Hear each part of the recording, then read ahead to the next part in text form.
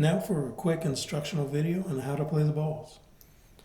First of all, when holding the bowl, it's important not to put your thumb on the side of the bowl because that's going to muffle the sound.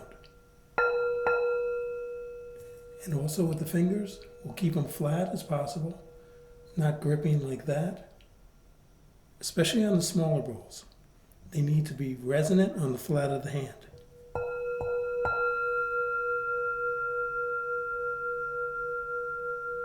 Because if we grab it, there is no more sound length of tone. Two ways to play the bowl are with the leather side of the stick or the wood side. The leather side produces a smooth, fundamental sound. The wood side gets a high-toned harmonic. And if you want to isolate the harmonic, you can do it with the wood side. And then bring it down again for the fundamental tone with the leather. So we have two tones generally that we can play on the bowls. The fundamental and the harmonic. And be sure to keep those fingers flat. You can hold the stick in the middle, kind of like writing with a pen, and at a 20-30 degree angle to the edge, as you can see here. If you go like this, you're not going to get a sound. And only go as fast as you need to produce the sound. You don't have to whip around the bowl like that. You want to go as slow as you can, but produce that sound. If you go too slow, sound won't happen, but if you pick it up, go at just a nice decent pace to get that nice beautiful sound. Same thing with the leather.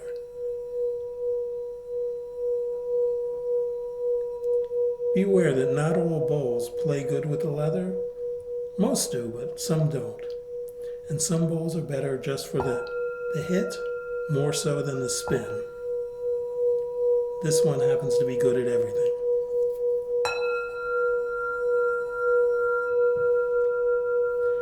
Now for a general description of the bowl, we have the side of the bowl, of course the diameter,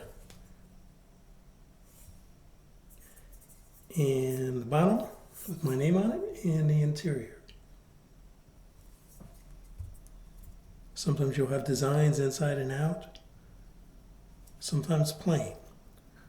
But you want to go for the sound. A nice clear sound and a robust sound is best. And something that lasts a long time.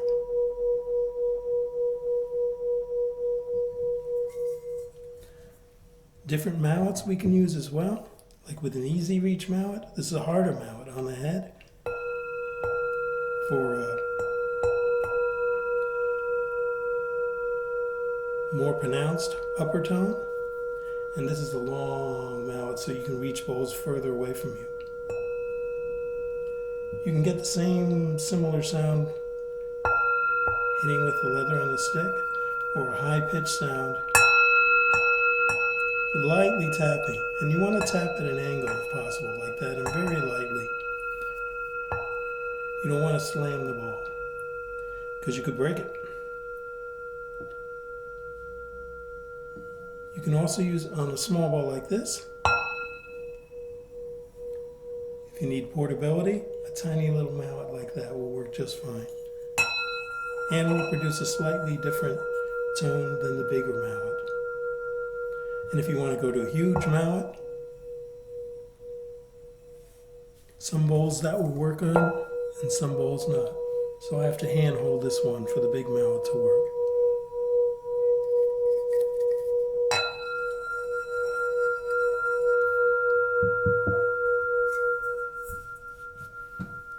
And if you want a soft hit on the ball, use this bigger mallet. For a nice full soft hit. Also a smaller mallet like this will work fine for a little bit of a lighter, airier hit.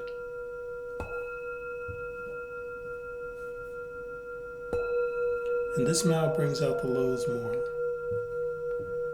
Another way to do it is to use something like this mallet, and this is red wool. And you get a similar sound, not exactly the same, but similar. And you can have the option of doing this too with the wood. There is no leather on this mallet though, just wood and wool.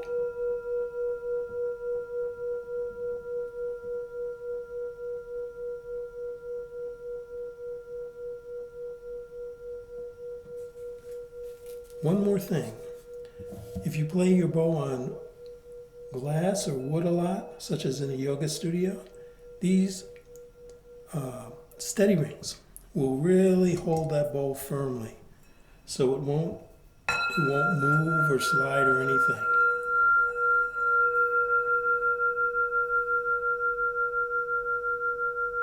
This pillow will hold the bow at 2-3 inches high if you need that. And this will stabilize the bow on any surface.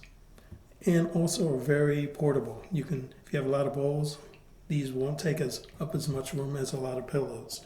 And the next option would be a ring like this, which also is more stable than the pillow, but takes up more room than the steady ring made out of rubber. And on this bowl, it kind of muffles it. So sometimes you have to pick the support with care, because some support may work with one bow and not so well with another, even if the same size. And even these, if they're too big or too small, might not work well with a certain bow or another. So there we have it as a basic instruction for how to play your bow. Hope this helps you out.